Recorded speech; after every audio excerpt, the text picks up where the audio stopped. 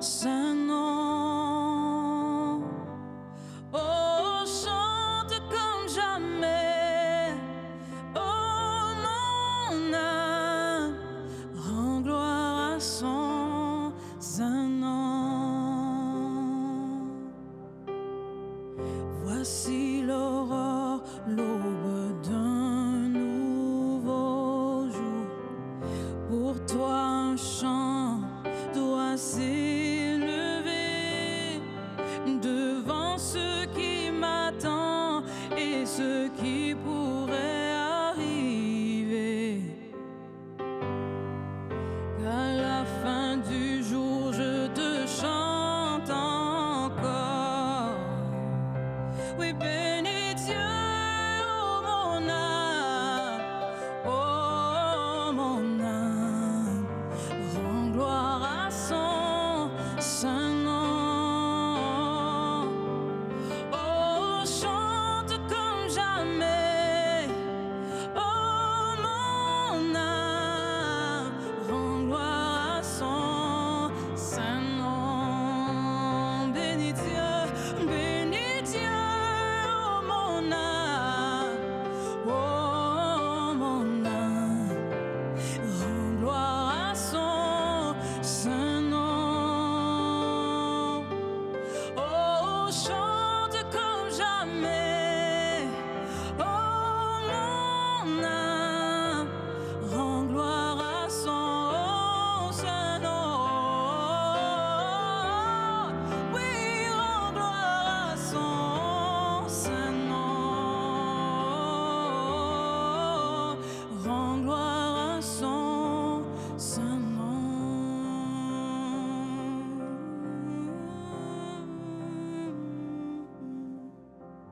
Amen. Alors, ce chant dit qu'il y a quelque chose qui va arriver, qui peut arriver. Et cet encouragement à bénir l'Éternel jusqu'à la fin. Et c'est vrai que parfois, on peut traverser la tempête dans nos vies personnelles et dans nos couples. Et il est important de pouvoir continuer de bénir le Seigneur. Alors qu'on va parler dans quelques instants avec Annabelle de la crise de mi-parcours qu'on peut vivre dans notre couple, dans notre vie personnelle. Après la pensée du jour, donc on va entrer dans ce thème d'aujourd'hui et continuer à bénir le Seigneur même s'il y a des difficultés.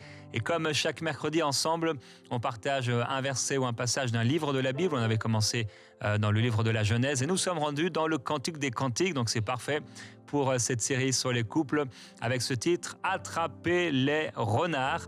Et on lit ce verset avec Marie dans Cantique des Cantiques, chapitre 2, verset 15. Prenez-nous les renards, les petits renards qui ravagent les vignes, car nos vignes sont en fleurs. Merci Marie. Alors ces petits renards, donc ils ont l'air de rien, mais s'ils passent en fait à la mauvaise saison, au moment où la vigne est en fleurs, en fait la vigne est très fragile. Et il suffisait donc que les renards passent avec leur queue et qu'ils courent rapidement en fait dans les vignes pour faire perdre la vigne. Et donc, c'est un peu ce qui peut se passer dans nos vies. Il y a certaines saisons qui arrivent. Les saisons sont différentes. C'est pas parce qu'aujourd'hui tout va bien dans le couple que demain tout ira bien. C'est ce qu'on aimerait. Mais il peut aussi arriver de la tempête, du vent, des vents contraires, de la pluie. Et il va falloir réussir à s'adapter. Et surtout, il va falloir continuer de faire ce qui est bien. Celui qui ne se lâche pas qui ne lâche pas dans sa persévérance ce qu'il sait être bien, eh bien certainement la bénédiction du Seigneur continuera dans la vie de celui et de celle qui continue de faire ce qui est bon. Donc les petits renards, c'est qui symbolisent ces petites choses de la vie de tous les jours que ça a l'air peut-être insignifiant au début, mais ça peut avoir des dommages si on n'entretient pas notre couple et ça peut ronger vraiment la relation amoureuse. Donc ça peut être l'oubli des attentions, on avait des belles intentions, on avait une belle routine qu'on avait, des incompréhensions aussi qui s'accumulent. On parle pas, on en a parlé hier avec Annabelle de ces discussions profondes et on veut pas avoir ces discussions profondes et donc ça s'accumule, un manque de communication et finalement voilà que la vigne du couple elle est comme ravagée, fragilisée d'un couple peut-être même en pleine maturité ou un couple au commencement, ou aussi un couple qui arrive à ce dont on va parler, donc une espèce de crise de mi-parcours. C'est des moments de transition aussi parfois dans une nouvelle saison d'âge de vie, et qui sont délicats. Et si on ne fait pas attention, ça peut avoir des dommages. Mais on a une promesse dans la parole de Dieu, Cantique des Cantiques, toujours, chapitre 8 et verset 7.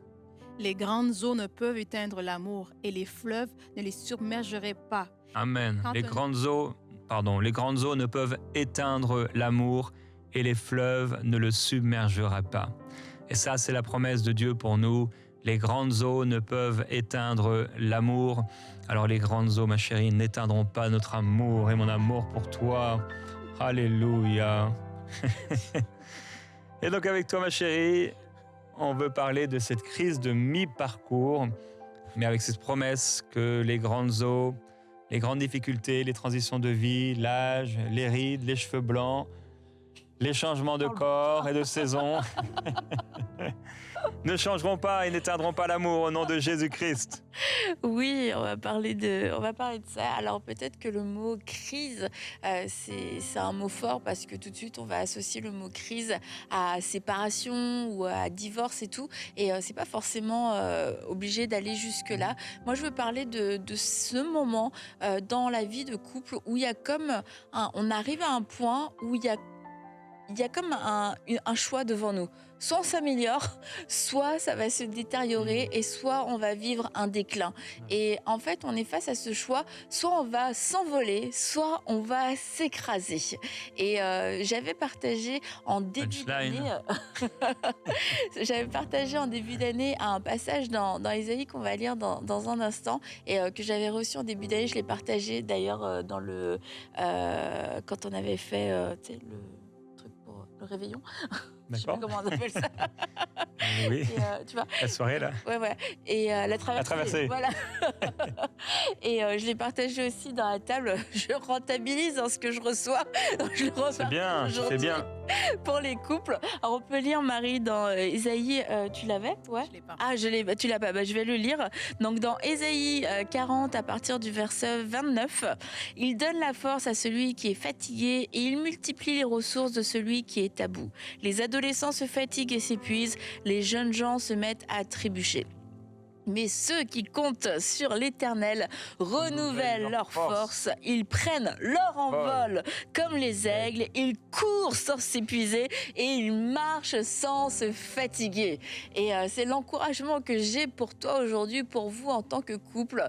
Eh bien oui, tu peux soit t'écraser, soit t'envoler, mais selon cette promesse, eh bien tu vas t'envoler. Et face à ce choix de vie, eh bien je crois que tu vas, par la grâce de Dieu, pouvoir vivre un envol, un nouvel envol dans ton couple. Et comment on remarque qu'on arrive un petit peu à ce stade? Ça peut être un repère peut-être au niveau de l'âge, ça peut être au niveau de la crise de la quarantaine, qui peut s'apparenter aussi à des changements de vie. Bon, bien que maintenant, il y ait peu de parents qui se retrouvent à 40 ans sans enfants, parce qu'on a des enfants de plus en plus tard, mais un peu dans cette période-là où on peut vivre une certaine stabilité au niveau professionnel, on a déjà fait pas mal de choses, où on n'a pas fait grand-chose, et puis du coup ça amène une forme de déception. Si les enfants sont grands, le moment où soit ils partent de la maison ou soit ils sont plus autonomes, et on a l'impression que les cartes sont un petit peu redistribuées, où justement une femme, parce que les enfants ont grandi, peut reprendre une activité professionnelle ou peut commencer quelque chose de nouveau à cause de cette nouvelle liberté dans son temps. Et puis ça vient aussi quelquefois déstabiliser la dynamique qu'il y avait dans le couple. Voilà, c'est un petit peu cette période de transition et où finalement je dirais, il n'y a plus rien qui nous oblige à nous battre. Il n'y a plus rien qui nous oblige à donner le meilleur. Il n'y a plus rien qui nous oblige à croire. Et puis, on peut arriver à ce point où on se dit... je sais pas, j'ai plus trop envie, puis finalement commencer à vivre un déclin. Et ces petites choses qui étaient un petit peu fatigantes, un petit peu irritantes, deviennent vraiment énervantes au point de devenir insupportables. Et ça va être le signe, est-ce qu'on est en train de commencer à s'écraser? Et c'est un peu de ça, de cette période-là dont je veux parler, c'est que en fait on a le choix de vivre ce moment-là, et c'est un moment tournant où en fait on peut vivre un envol, on peut passer à une nouvelle dimension dans notre couple. Et il y a un piège qui est là, qui nous dit tu pourras jamais revivre les premières années, tu pourras voilà, votre temps est passé, maintenant il va juste falloir continuer, puis supporter. Non, il y a une belle saison qui arrive. Revenir à son premier amour. Oui, mais quelquefois mieux que le premier amour, parce que on en parle souvent du premier amour. Pas le premier amour, je parlais. Oui. Reviens à ton premier amour. Oui, non, mais j'ai compris. Il me tape en plus. Oui, il utilise des grands mots. Il me tape, on se dispute. Apparemment, dernièrement, elle a dit dans la table, Annabelle, qu'on se disputait, mais on ne se dispute jamais. On n'a pas la même définition. Non, pas besoin de... Non, je vois déjà les commentaires. Vous dites que vous ne disputez jamais. Vous m'énervez. Bande de menteurs. On a eu ça, mais et c'est pourtant... Bref, qu'est-ce qu'on disait? Voilà, je t'ai fait perdre ta pensée. Tu vas la retrouver. Oui, je vais les retrouver. Oui, revenir à son premier amour. Mais quelquefois, c'est pas forcément le mieux, parce que quelquefois on s'est même mal au début. Et l'amour est censé se bonifier, on est censé se bonifier. Et en fait, un couple, c'est fait de deux personnes. Donc quand il y en a un qui souffre, quand il y en a un qui passe par une crise d'identité, c'est tout le corps qui souffre. Et dans le cas d'un couple, c'est le couple qui va souffrir et qui va vivre un peu ce temps de crise. Et c'est pour ça que même s'il y en a un qui va bien, mais l'autre qui va pas bien, ça va être de savoir, ok, comment est-ce qu'on va passer à travers ça. Les discussions profondes vont aider, mais il faut s'enlever ce mensonge de la tête. C'est une fatalité. Voilà, c'est comme ça. Quand on vieillit, on commence à devenir un peu plan-plan dans le couple. La monotonie, les petites irritations. Puis je sais pas, vous avez déjà rencontré des couples, ça allait bien parce qu'ils étaient dans un quotidien, ils étaient occupés. Puis à un moment donné, ils sont peut-être à la retraite et puis ils sont un peu grincheux l'un envers l'autre. Ils se disputent pas vraiment, mais il y en a un qui a le dos tourné. Oh, de toute manière, lui, il est comme ça. Oh, elle est comme ça. Oh, et en fait, ça va pas en s'améliorant. Ça va pas en... Ils donnent pas envie. Ils donnent pas envie, ces gens-là. Et c'est pas quand ça arrive à 60, 70 ans qu'il faut réagir. C'est là, maintenant, quand vous êtes là, face à ce moment de transition. Est-ce qu'on va s'écraser ou est-ce qu'on va prendre notre envol? Et je reviens sur ce passage dans Ésaïe qui nous dit « Ceux qui comptent sur l'Éternel renouvellent leur force. » Et ça, c'est la première chose, c'est je vais d'abord compter sur l'Éternel. Je vais m'appuyer sur Dieu plutôt que de m'appuyer sur mon mari, de m'appuyer sur ma femme, de compter sur son changement, de compter sur ses progrès ou quoi que ce soit. Non, je vais d'abord m'appuyer sur l'Éternel pour mon couple et il va renouveler mes forces pour croire, mes forces pour moi aussi changer, mes forces pour ne pas devenir la pire version de moi-même, parce que je crois que lorsqu'on arrive vers 40 ans, eh bien, on est en train de devenir la personne qu'on va être dans les dernières années de notre vie. Et c'est le moment... Les dernières... les longues dernières années de notre vie. Mais c'est le moment de justement de ne pas prendre de mauvais plis et de se dire, ce qui était peut-être un petit peu un défaut, non, ça, je peux pas, parce que peut-être que je râle un peu. Mais ça veut dire que dans 20 ans, mais je vais être une vieille bonne femme frustrée qui va râler sur tout et n'importe quoi. Et j'ai pas envie de devenir comme ça. Donc c'est là maintenant que je me dis, je peux encore facilement changer. C'est maintenant que je dois me prendre en main et c'est maintenant que dans notre couple on doit se prendre aussi se prendre en main. Ils prennent leur envol comme l'aigle et c'est de croire aussi qu'en avançant dans la vie en tant que couple, qu'on peut prendre encore notre envol et que c'était pas réservé aux premières années, qu'en étant 40, 50 ans, eh bien il y a encore un envol, qu'on est encore assez jeune pour pouvoir s'envoler, encore assez énergique pour pouvoir prendre de la hauteur, pour pouvoir vivre de nouvelles aventures, faire de nouvelles choses, expérimenter de nouvelles choses, se fixer de nouveaux objectifs et pas de se dire bah voilà, toutes nos dernières années qu'on a vécues ensemble, bah ça va être juste une répétition de ça en étant un peu plus vieux. Non, il y a encore toute une histoire que Dieu veut écrire avec nous et c'est de se dire bah je suis encore un aigle et je vais continuer de voler et de m'envoler. Et il court sans s'épuiser, il marche sans se fatiguer. Et là aussi, on a besoin de croire en Dieu, de se dire je vais encore courir. Et en tant que couple, on va encore courir, on va encore marcher, on va encore avancer. On n'a pas connu notre apogée, on n'a pas connu encore notre momentum. On a eu des moments forts, on a eu peut-être des moments moins forts, mais on va continuer d'avancer et on va vivre des victoires, on va vivre des moments encore extraordinaires en tant que couple.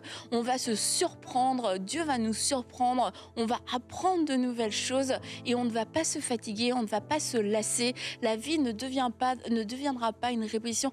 Qu'est-ce qu'on fait aujourd'hui? Qu'est-ce qu'on mange aujourd'hui? Est-ce que ce week-end on fait ci? Est-ce que ce week-end on fait ça? Non, Seigneur, donne-nous des nouveaux rêves. Oh non, au nom de Jésus-Christ, oh non, ça n'arrivera pas. Et nous, par exemple, avec Jérémy, on s'est dit, on rentre dans cette nouvelle saison de vie où nous sommes plus matures, pas plus vieux, mais plus matures. Et on s'est dit, mais ne dis pas. Ne dis pas, mais je dis juste qu'on s'est dit, mais ne dis pas la conclusion. On en parlera peut-être plus tard. On s'est dit, qu'est-ce qu'on peut faire? On s'est dit que... Qu'est-ce qu'on peut faire de nouveau? Qu'est-ce qu'on peut apprendre? Quelle activité on peut faire, etc. Et on s'est posé cette question. Proposer des choses, c'était... Bon. C'était... Il y a des choses, c'était non. C'est nul. Visiblement, ça n'arrivera jamais sur cette terre. Mais finalement, on a trouvé quelque chose. On n'a pas commencé, alors peut-être qu'on vous en parlera. Mais une des choses dont tu avais déjà parlé aussi, c'était que tu avais eu un spider il y a quelques années. Et là, on a commencé génial, je compte les voir là. À conquérir le Québec sur non pas un 2 roues, mais un 3 roues. Attention, l'aventure est folle. Ah, c'est trop cool. Mais voilà, c'était quelque chose de nouveau. Et voilà, ça peut être toutes sortes de choses, changer ses habitudes, changer la routine. Mais vraiment, faites confiance à Dieu. Mettez votre confiance en Dieu que votre couple peut vivre un deuxième envol, un troisième envol, un nouveau regard, une nouvelle lune de miel, que vous ayez 30, 40, 50, 60 ans, que vous ayez 10, 20, 30 ans de mariage et que vous puissiez à nouveau vous envoler et marcher et courir sans vous fatiguer et sans vous lasser. Amen. Et dans les 40 ans environ, il y a quelque chose qui se passe dans le corps même, au niveau du corps, au niveau physique et tout. Il peut y avoir, on arrive après tout ce qui est ménopause et tout ça par la suite. Donc c'est sûr que ce temps-là, entre 40 et 50 ans, c'est un temps assez spécial qu'il faut savoir bien gérer. Et il faut bien le gérer aussi au niveau de nos émotions, mais également de nos couples, parce que ça va avoir un impact sur notre couple. Et moi, j'ai réalisé quand même que j'avais fait une sorte de crise, une crise de la quarantaine. Faut que tu sois là pour que j'en parle, sinon... Non, je sais pas, je réalisais que j'avais ça n'a pas été long, mais comme une perte de motivation, perte de motivation, je sais pas ce qui m'arrivait. Tu peux peut-être mieux l'expliquer que moi, ce que j'ai vécu. Là, il était plus un aigle, il était plus en train de s'envoler, il était en train de s'écraser. Ouais, j'étais un peu, je sais pas. Non, des remises en question. Ouais, il y avait une petite lassitude, blasé et tout ça. Blasé. Et puis besoin de vivre des nouvelles choses sans savoir quoi vivre en fait. Et là, on m'a dit, Éric Dufour, avec qui j'ai parlé d'ailleurs, qui était ici au centre, quand j'ai parlé 2 minutes et ils m'ont dit en fait, tu viens de lister en 1 minute, 2 minutes tous les caractéristiques de quelqu'un qui fait une crise de la quarantaine. Et je dis, mais qu'est-ce que moi faire une crise de la quarantaine? Moi faire une crise de la quarantaine? C'est quoi cette histoire? Spirituel pour ça. Et en fait, c'était vraiment ça. C'était vraiment ça. Alors, il m'a donné quelques conseils, par exemple de donner un nouveau défi de foi. Et d'ailleurs, c'est venu avant ce nouveau concept de prière inspirée.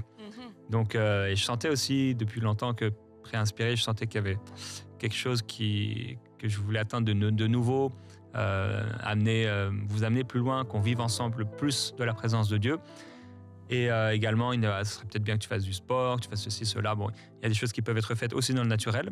Et vraiment, ça m'a aidé. Donc, de le savoir et de se dire, c'est Atoms qui dit qu'on ne peut pas être guéri d'un mal qu'on Qu'on ne Donc, sait pas être un mal. qu'on ne sait pas être un mal. Mm. Et de me dire, c'est vrai, ok, finalement c'est ça. Et finalement aussi c'est normal.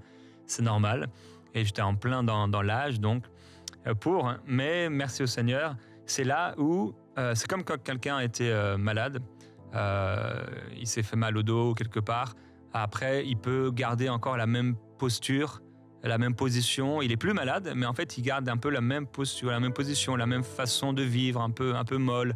Et c'est là que c'est hyper dangereux, parce que si on ne fait pas attention et qu'on gère mal cette transition par exemple quelqu'un pour la maladie, de la maladie à la guérison, en fait, commencer à penser encore, mais fais attention parce que tu vas retomber malade, ou fais attention pour soi-même ou pour les autres. Et c'est là que des gens, comme tu as dit, s'écrasent, s'écroulent. Et au lieu de se dire, non, c'est une décision, je ne suis pas obligé de rétrograder, mais comme dit la parole, je peux aller de gloire en gloire, et comme l'aigle, en effet, m'envoler. Et dans le gloire en gloire, je crois qu'il y a la gloire et il y a souvent ce temps de crise. Et en fait, les temps de crise sont pas forcément symptomatiques de quelque chose qui est mauvais, mais c'est plus d'un changement et qu'on ne sait pas trop comment gérer. Et ça amène une forme de confusion, d'hésitation, etc. Et c'est de se dire, en fait, à chaque fois, quand j'ai l'impression que je traverse un temps de crise, comment est-ce que je peux grandir ? Comment, dans tous les cas, je vais sortir de cette crise, mais soit je vais m'en sortir par le bas, soit je vais m'en sortir par le haut. Alors Seigneur, donne-moi l'intelligence et la sagesse et la foi pour sortir de cette crise par le haut, et que cette crise soit finalement juste un temps de transition, une poussée de croissance, et pas un temps de régression, parce que la crise aussi a un pouvoir spirituel, si on laisse la crise avoir un pouvoir spirituel d'intimidation qui nous fait croire, où il y a des mensonges qui nous font croire que on va retourner en arrière, que rien ne sera plus jamais comme avant, mais en mal. Et ça, c'est l'intimidation et ce sont des mensonges. Mais dans ce temps de crise, dans ce temps de remise en question, lorsqu'on a un esprit de foi, on se dit, mais en fait, il y a mieux. Et il y a mieux, et il y a comme cette remise en question qui n'est pas forcément une mauvaise chose. Mais maintenant, je dois résister à l'intimidation, et avec un esprit de foi, je dois me lever pour aller de l'autre côté. Et c'est de l'autre côté que je vais vivre cette nouvelle gloire, que je vais vivre cette croissance, et dans mon couple, que je vais vivre cet envol. Ça me fait penser à ce passage dans l'Ancien Testament, quand ils ont bâti le nouveau temple, et que ceux qui avaient connu l'Ancien étaient en train de pleurer alors qu'ils étaient devant quelque chose de tellement mieux. Et parfois on est comme ça, c'est accepter aussi d'abandonner l'enfant qu'on était, et d'abandonner la première phase de notre couple telle qu'elle était, peut-être avec des enfants justement en bas âge et qui maintenant ont grandi, et pour certains peut-être qui sont plus là dans la maison, et accepter que ça va être mieux. C'est une perspective de foi, c'est une décision de foi. Et on veut prier maintenant pour toi, pour vous, qui traversez ce moment de transition. Alors vous n'êtes peut-être pas dans la quarantaine, peut-être c'est autre chose, et peut-être pas dans une crise d'ailleurs de couple, ou de mi-parcours dans le couple, mais quelque part, il y a quelque chose qui est en train de se passer, un temps de transition qui est là devant toi et devant vous. Et nous prions au nom de Jésus-Christ maintenant que la foi, nous parlons l'esprit de foi et nous déclarons l'esprit de foi, selon qu'il est écrit dans la parole, j'ai cru, c'est pourquoi j'ai parlé. Et là où tu es dans ce temps de prière maintenant, la prière, c'est pas seulement demander des choses à Dieu, mais c'est aussi parler la parole, prier la parole, déclarer la parole. Alors déclare avec moi, déclare avec nous que tu as un esprit de foi. Déclare, j'ai un esprit de foi. Et cette transition ne me fera pas m'écraser, mais elle me fera m'envoler. Et par la gloire, par la grâce de Dieu, je vais de gloire en gloire. Par la grâce de Dieu, mon couple ira de mieux en mieux. Par la grâce de Dieu, j'accueille cette nouvelle saison. C'est une belle saison. C'est une belle saison. Dieu est le Dieu des saisons. J'abandonne ce qui est ancien pour me revêtir de ce qui est nouveau. J'accueille ce qui est nouveau. J'accueille le vin nouveau au nom de Jésus. Le vin nouveau pour mon couple. Les fleuves, même les plus violents, ne pourront ôter l'amour dans mon couple. L'amour de Dieu pour moi. Rien, l'ennemi, rien ne pourra enlever l'amour que le Seigneur a pour moi. La puissance que Dieu met dans mon corps, dans mes membres. J'appelle cette puissance au nom de Jésus-Christ. Père, je te loue et je te remercie pour ces hommes, ces femmes, ces frères et ces sœurs qui sont dans ce temps de transition. Comme on en a parlé, comme j'ai pu aussi en témoigner en quelques mots, je prie, Père, pour ces personnes particulièrement qui traversent comme une sorte de crise, des remises en question. Et comme on en a parlé hier, Père, je prie pour des remises en question, mais qui amènent plus loin, une perspective de foi. C'est-à-dire pas comme Job que tu as corrigé à un moment parce qu'il n'avait pas une perspective de foi, mais que nous puissions avoir une perspective de foi face à l'avenir et croire que notre couple doit devenir meilleur et va devenir meilleur. Croire que nous aussi, notre caractère ne va pas s'empirer avec le temps. Nos corps ne vont pas s'empirer pour tomber malades, mais nous croyons en la bénédiction. Tu nous as bénis de toute bénédiction spirituelle dans les lieux célestes en Jésus-Christ. Et nous déclarons cette bénédiction sur nous, dans nos vies, dans nos couples, dans nos familles, dans nos corps, dans nos cœurs, dans nos esprits, dans nos âmes, dans nos pensées, au nom de Jésus-Christ. Oui, ensemble, nous voulons déclarer, mon couple ne s'écrasera pas, Amen. mais mon couple s'envole. Oui. Oui, nous envolons dans tes projets, Seigneur. Nous nous envolons vers de nouvelles aventures que toi, tu as préparées d'avance. Nous nous envolons dans la foi avec un esprit de foi. Nous nous envolons pour vivre encore plus de toi. Nous nous envolons, Seigneur, dans une nouvelle complicité, dans un nouveau degré d'amour, un nouveau degré d'intimité. Non, nous ne nous écraserons pas. Je refuse ce plan. Je refuse ces mensonges. Je refuse les mensonges qui me disent qu'il y a une fatalité, que ce ne sera jamais mieux, mais qu'au contraire, ce sera pire. Non, nous croyons dans ta parole et nous croyons que la gloire de la deuxième maison sera Amen. plus grande. Amen. Alors que nous comptons sur toi, alors que nous nous appuyons sur toi, tu renouvelles nos forces.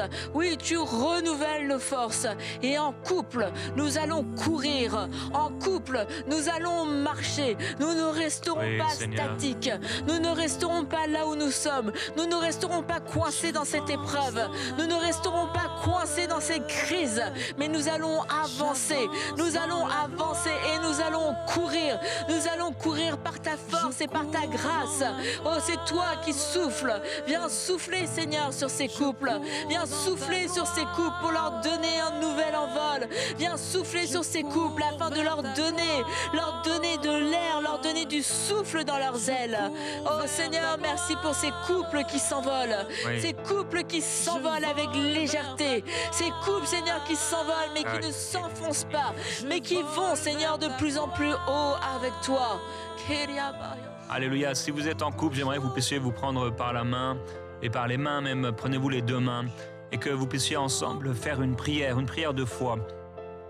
Je ne veux pas forcément vous amener dans une prière, mais j'aimerais que tu puisses prier, toi, si tu es là le mari ou toi l'épouse, et que tu puisses commencer à déclarer. Non seulement, ne priez pas, mais en fait déclarer la parole maintenant. Déclarer la parole pour cette saison qui vient, déclarer la parole pour cette année qui vient, déclarer la bénédiction. Oui, continuez à parler la parole, à déclarer la parole. On vous laisse pendant 2 minutes. Maintenant, déclarez des choses bonnes sur votre couple, l'intimité, à tous les niveaux, au nom de Jésus-Christ. Et l'Esprit de Dieu est là et il va agir avec vos paroles.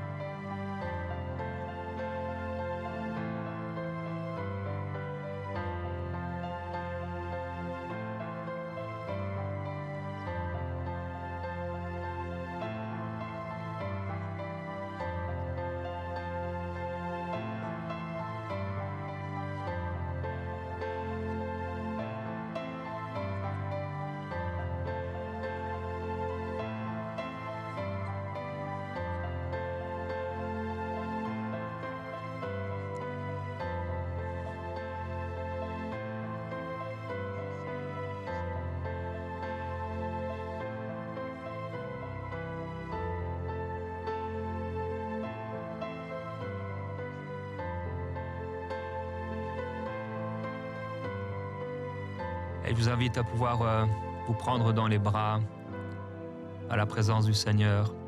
Prenez-vous dans les bras, peut-être vous n'avez plus l'habitude, pas l'habitude de le faire. Mais prends ton épouse dans tes bras, mon frère. Prends-la dans tes bras. Pas juste 2 secondes. On va laisser encore 30 secondes. Vous pouvez continuer même après la fin de l'émission. Tenez-vous dans les bras. Et la main du Seigneur est sur vous. La main du Seigneur est sur vous pour faire réussir votre couple. Vous allez réussir par l'aide de Dieu, par la grâce de Dieu. Jésus-Christ est celui qui règne sur votre couple. Jésus-Christ est celui qui vous tient fermement. Vous n'allez pas être brisé, et vous allez traverser ces épreuves, cette saison, avec l'aide de Dieu, celui qui gagne toujours, au nom de Jésus-Christ. Amen.